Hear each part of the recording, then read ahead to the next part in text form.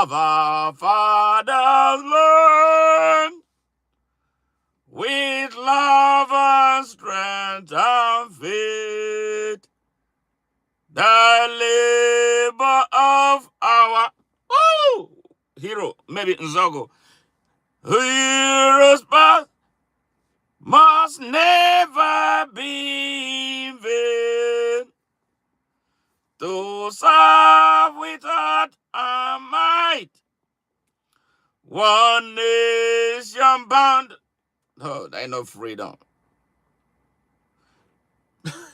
I don't know whether to finish it. Hey, I pledge to serve Nigeria, my country. Okay, this is Smart Mado Ajaja.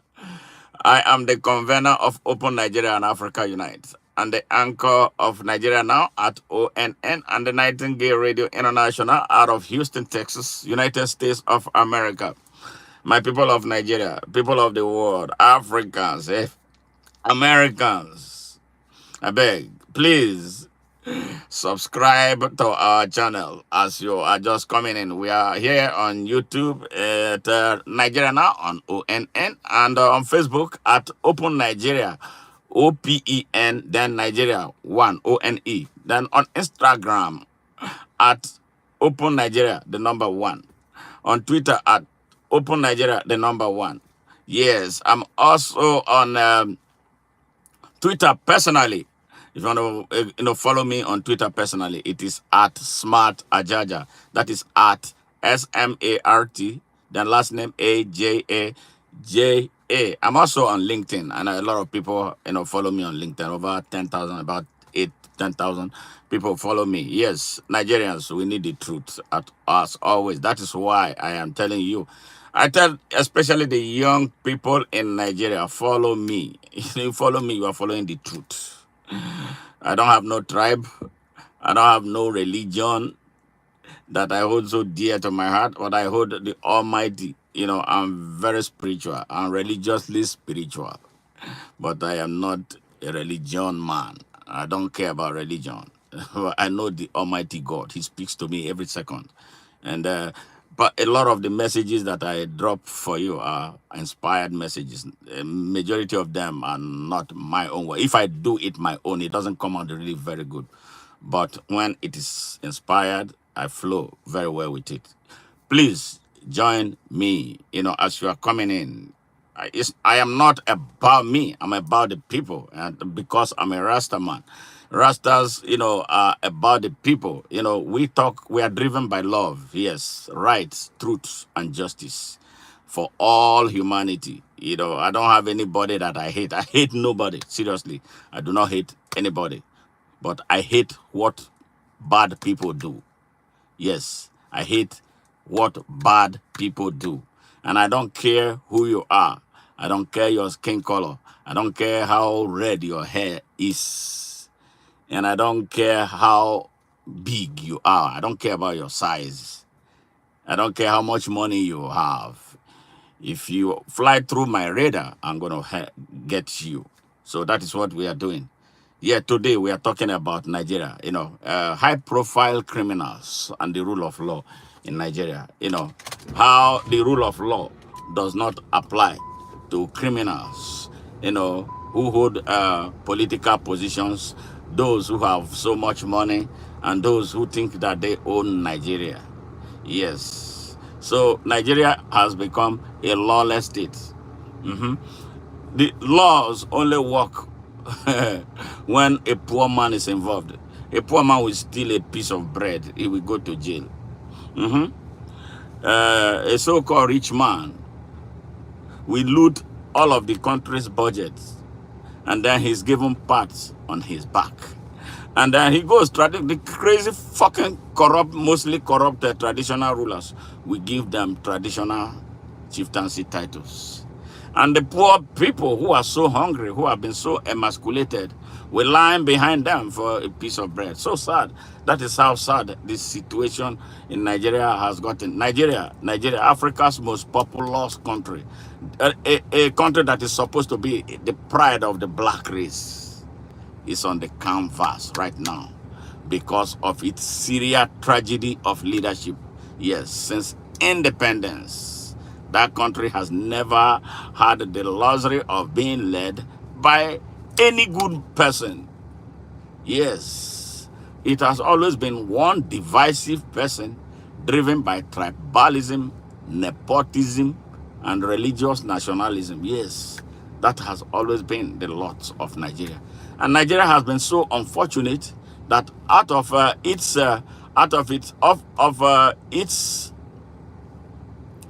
13 leaders, people who have led 13 leaders of Nigeria, 10 came from one small ethnic group. One small ethnic group. One. It's either they are in power or directly or remotely. They ruin the country. They ruin the country and nobody can stand up. You stand up, they pick up the guns. You stand up, now they are the ones shooting up our country. But let's come back to the matter of the moment. A few days ago, a young man, a boat driver, in a country where majority of the youth, I'm talking about over 80% of the youth population, yes, over 80% of the youth population are either unemployed, underemployed, or unemployable because of the country's failure of leadership. Yes. So this young man decided that he won't do crime like some young people in Nigeria are doing, defrauding people, doing what they call Yahoo, doing fraud and killing people and selling their body parts. He decided to take the high road of honor and he came down to become a cab driver, driving what they call boat. It's a boat driver. Now, on this fateful day, he picked up some items for delivery. And then, sadly for him, he was to deliver his product, what he was to deliver, to one Mr. Alex Mascot Ikwechegh, who has now become Ayatollah. Yes. Then, when the young man got to his place, he made a contact with him to come and pick up his stuff. Then this guy came out asking him, how dare you? Do you know who I am? Who the fuck are you? They say this mascot is in the National Assembly, a member of, is it Senate or House of Representatives? Whatever his fucking ass is. Yes. Yes. And then he started talking rude to him, talking down on him, talking at him without respect for his basic human rights, his right to life, his right to choice, his right to freedom of expression, his right to freedom of association, his right to worship, and his right to self-determination. Yes. This crazy fool clamped down on this young man. And luckily, the young man started recording him. He physically assaulted him, slapped him over 3 times. And this young man did not retaliate. Wow. And I just try to imagine myself being in that kind of scenario. A man like me slap me, a 6-footer like me. You slap me 1, you slap me 2, you slap me 3. Hell will be let loose. 2 of us will go down. But this young man was gentle, not... Wow, he was gentle and took these 3 dirty slaps, plus all the tongue lashing, including involving the owner of the product, who sent this man to go drop off this. The woman was apologizing to this fool they call Alex, a Mascot Ikwechegh. He looks like he's an Arab. He doesn't even look like a Nigerian. So anyway, that's by the way. And the woman was telling her, he doesn't know who you are. He doesn't know your status. He doesn't know you're a senator. Please forgive him. Please, and all that. Who are you? I can imagine myself going to an American senator. I have a message to deliver to him. He talks stupid to me like that. He's not going back to that Senate again. And then he makes the mistake of putting his hands on me. He slaps me. He will be in jail. He will be in jail, and he will be prosecuted and sent to prison. That's how it works here. It will not even be between me and him anymore. It will be between him and the state. Nigerians, Nigerian elites, they do more than they deserve. Listen now, in 20, when was that? I ran into an immigration trouble, not because I was violating the laws of Nigeria. America, and that's, I'm going to tell that story one day. I'm going to, it's in a book that a young Nigerian here stole my computer and stole all the manuscript plus $250,000. He was working for me. Yes, a Nigerian who was working for me. He stole the book that I had written, including my experience with FBI for nearly 10 years. That made it impossible for me to go anywhere. I couldn't travel outside this country. Yeah, for what I did not do. I was being monitored as if I was a terrorist because I went to somewhere and we took pictures. Somebody reported me that I was taking pictures for terrorists to strike America. For 10 years, they seized my green card. I was here until 1998, 31st December 1998. That was when they called me to say, we are sorry, we had to do this work. What am I trying to do? To tell you, during the process of my tribulation, I approached the Senator John Cornyn, one of the highest ranking U.S. senators. I called his office. Then he called back. I spoke with him. He told me to bring all my immigration documents. I forwarded everything to him. He looked at it and called me back. He said, Smart, you're a good guy, but you are in a big trouble. Somebody reported you. You were taking pictures of, allegedly taking pictures of tall buildings. And you know what our country is going through this time? I cannot influence an outcome.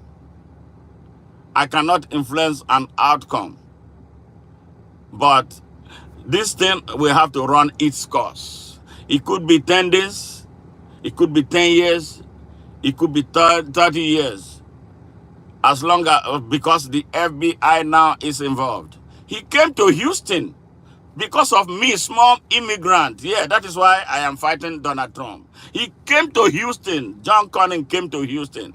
I had a direct encounter with a whole senator, one of the highest. Can I see a senator in Nigeria right now? Can I? If I say I want to see Ned Nwoko, will I be able to see him? No. He's going to tell me to go and bring a letter from a traditional ruler. Go and bring a letter from somebody of civil servant. That's all level 16. Is that not what they do in Nigeria? And then you go to the traditional ruler, they will try to collect money from you for signature.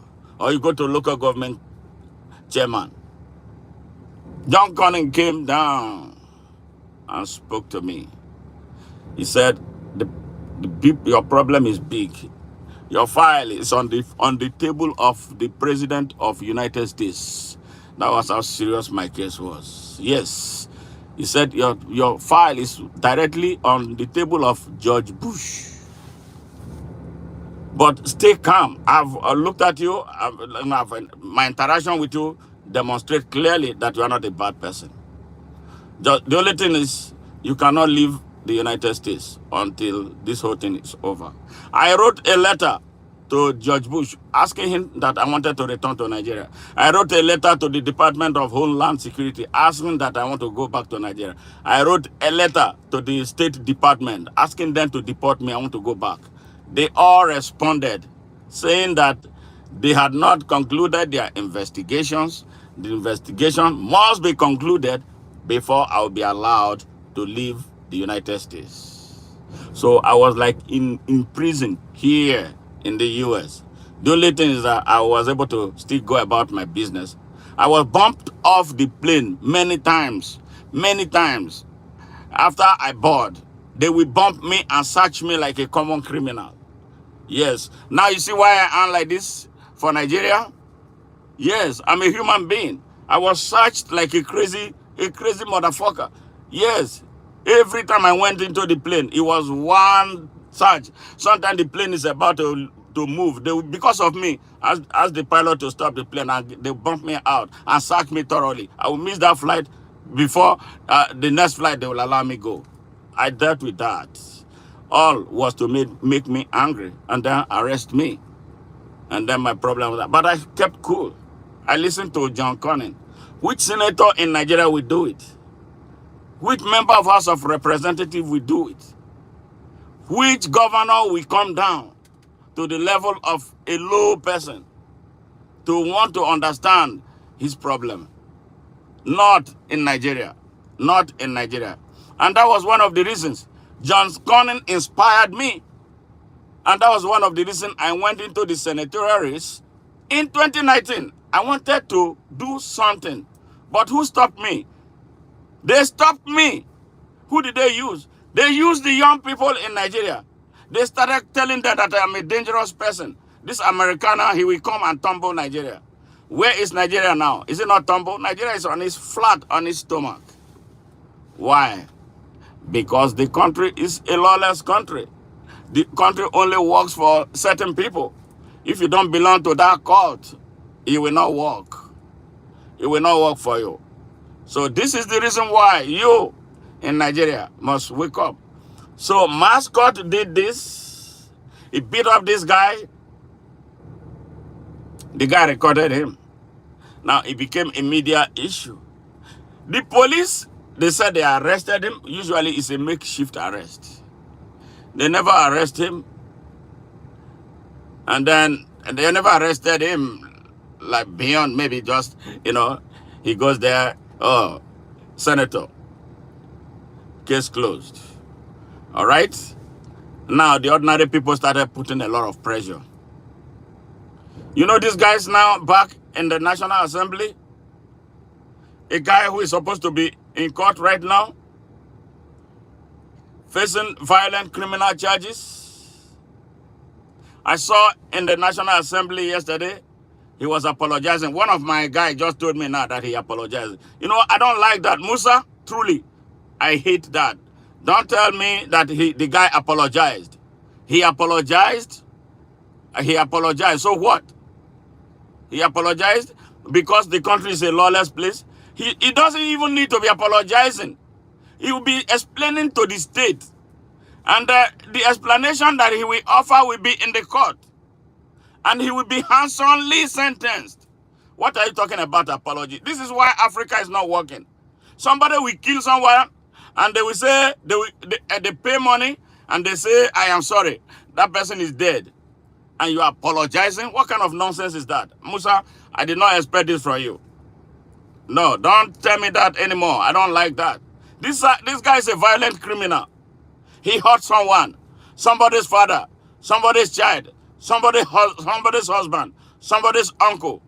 He did that to him. And then he comes back and apologizes. And then we say it's okay. We continue. Then tomorrow he does another one.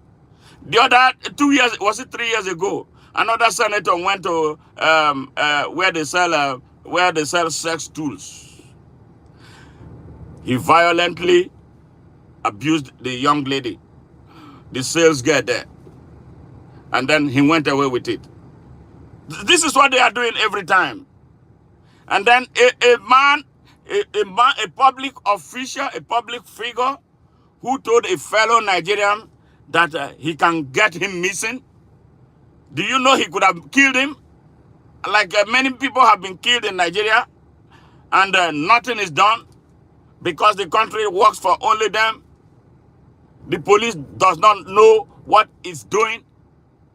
The army will come and kill the people. The DSS is killing. So there is no law enforcement. And you are telling me apology? What is apology? If that young man, maybe, yeah, see, that is what they do. Now, he may have shoved some money down his throat. The man who has never seen 1 million before, maybe gave him a couple of million, and it's okay.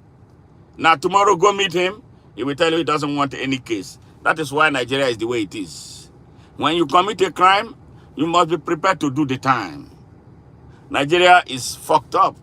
because of our legal system. Nigeria is messed up because of our law enforcement approach to dealing with crimes and criminals.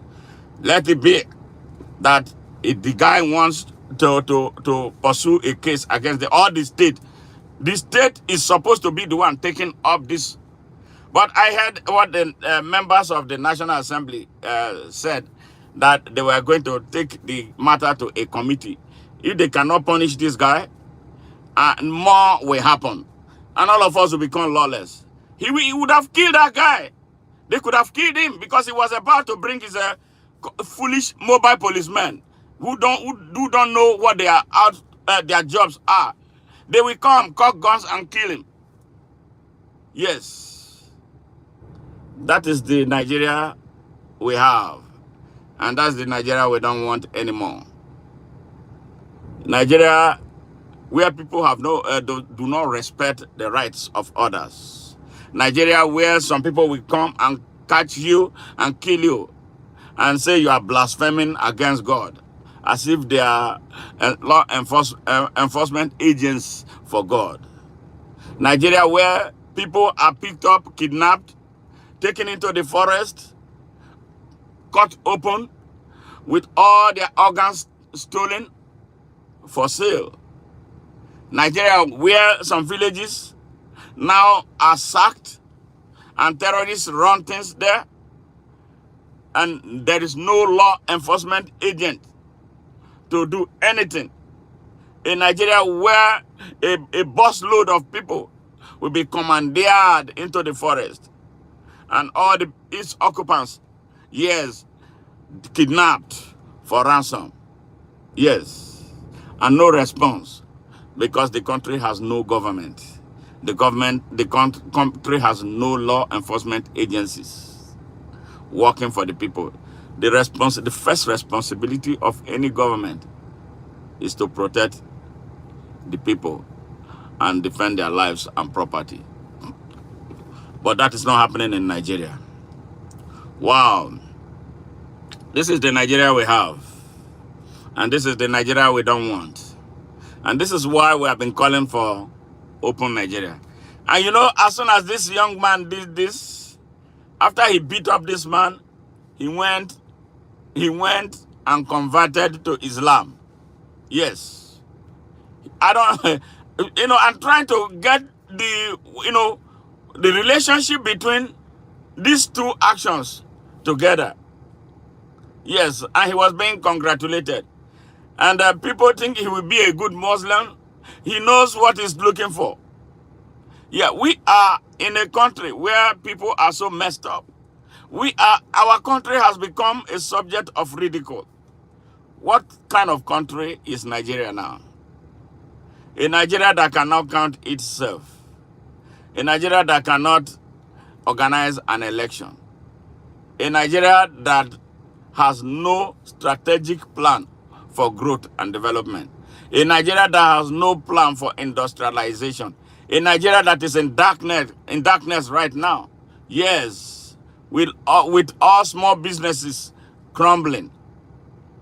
I don't even know how Nigeria is still existing. I think Nigeria is existing off of the money that some of us in the diaspora send back home to members of our families. In Nigeria with 4 refineries dead. They destroyed 4 refineries for one man that controls the importation of rice, controls the importation of cement. Now they have given him the crude oil business. The oil sector in Nigeria is in only one man's hand. The man who fleeced his country to become Africa's richest man. Wow. A country where banks charges for every transaction made by its citizens. We have lawmakers who are not asking that. Every transaction, every ATM withdrawal, the big banks in Nigeria, all the banks in Nigeria, charges nickels and dimes the people of Nigeria. They steal from them with every transaction they make. I would think that that is enough to arouse research interest on the part of those in the National Assembly. But they will not do that. In Nigeria, where banks recruit young girls into prostitution and give them targets to meet, impossible targets that make them prey to sexual predators. Yes, that is the Nigeria we have. We have lawmakers who go there to trade for money. Lawmakers who bought themselves 160 million naira vehicle each on day one, when the people of Nigeria were going to bed on empty stomachs. Not even one of them said, no, this is bad. In Nigeria, where a criminal, rogue, drug dealer, certificate forger, identity thief became president with not many people raising their fingers. In Nigeria, where the judiciary retails judgment, they sell justice in Nigeria. If you don't have money, you suffer. In Nigeria, that cannot organize a straight election without having to go to court to get the final pronouncement about who the winner is. America is about to hold another election, November 5th. Since I came here, I don't know if I've had any case of an American election going to court for arbitration. Yes, Nigeria is a backward country. The people of Nigeria are corrupt round and round. I am a Nigerian. And if we don't look at ourselves and address all these problems, that country is going to sink further and sink completely, as it is teetering right now. Nigeria is teetering to end because of corruption. Everybody is involved. The church is corrupt. The mosque is corrupt. The traditional rulers are corrupt. Labor leaders are corrupt. Youth leaders are corrupt. Student union leaders are corrupt. The police is corrupt. The army is corrupt. Everything about Nigeria is corrupt. There's nothing in Nigeria that is free of corruption. And they see their country dying. And still some people don't see the need to wake up. Even with the travesty that happened on February 25th, 2023, the presidential election, that a drug dealer never won. They saw him compromise all of the country's strategic institutions, including disrespecting the country's constitution as it affects the nation's capital. They could not do anything. In the court, all the lawyers, everybody went to sleep. Yes. A country of injustice. Nigeria will never move forward until the people of Nigeria decide what they want. Before you tell them anything, they are telling you, I'm Yoruba, I am Hausa, I'm an Igbo man, I'm Christian, I'm Muslim. How can a country with so many churches and mosques be so bedeviled by evil? You go everywhere in the name of Jesus. You are calling Allah, Muhammad everywhere. But you can't do right. They appoint you into a position. You take all the money. And then traditional rulers are waiting to get their own share. And they will give you chieftaincy titles. The church pastors are waiting for their for your donation, for them to give you benediction. The imams are waiting. I don't know what Sodom and Gomorrah did that Nigeria has not done over 200 times. That they say, those who brought the Bible told us that God destroyed Sodom and Gomorrah. Nigeria is supposed to have been destroyed. Nigeria has done 200 times more than what Sodom and Gomorrah allegedly did for them to warrant the destruction that they told us that God did on them. The wickedness in Nigeria is just unbelievable. The evil that is raging everywhere in Nigeria is just too much to fathom. I don't even know how the country is still managing to exist. The country has been borrowed into stupor. These idiots in the National Assembly don't see it because they are mortgaging the future of the country.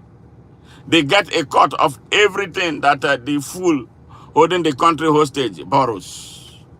So they are gagged. If not that I have an understanding of how the National Assembly works, with my experience living here for 28 years, I would think that it is the same way everywhere.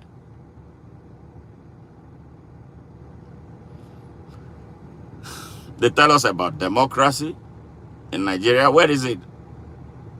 They tell us that the Nigerian democracy is fashioned after the American presidential system.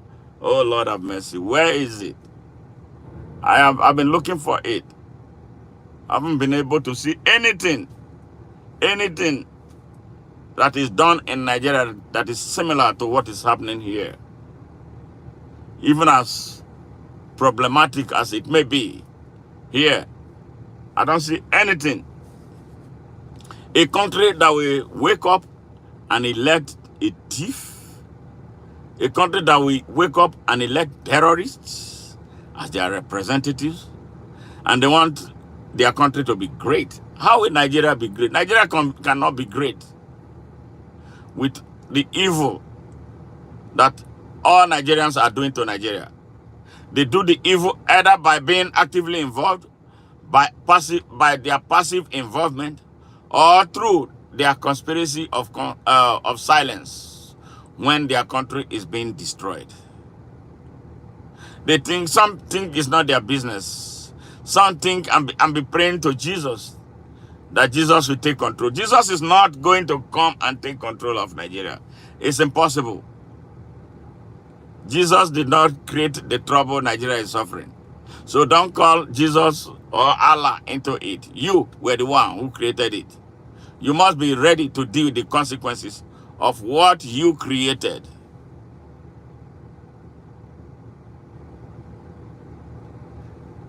That people are no longer safe in their country. People cannot open their mouth to hold variant opinions on what is killing them. It's not a good sign. It's not a sign of a country that is prepared to be a true country. 64 years after, Nigeria is still stuck on one position, not moving forward. And some people don't see any reason for the people to do otherwise. With every pain that is inflicted on Nigeria and Nigerians, the people will make an adjustment. They are adjusting again ahead of 2027. Instead of dealing with the confusion of 2023 that is getting worse right now. The country is about to be erased from the surface of the earth because of the activities of a few people, including criminals like Mascot Ikwechegh, who will whoop Nigerians, who will rape them, who will abuse them, and nothing happens to them. What kind of country is that? That is not the country I want to be from. That is not what Nigeria is supposed to be from. 250 million people under the hammer of less than 10,000 people. It's crazy. Something is not right. Where are Nigeria's elites? Where are Nigeria's intellectuals? They are all gone hiding as their country is raging and being destroyed by vermins, by violent rodents. It is crazy where Nigeria is. So the young man who was a victim of this violent abuse, if you went and collected money from him, because I heard him say that the two of you have made up, you have settled. If you collected money from him, God will punish you. God will punish you. If you collected money from him to give him forgiveness, God will punish you.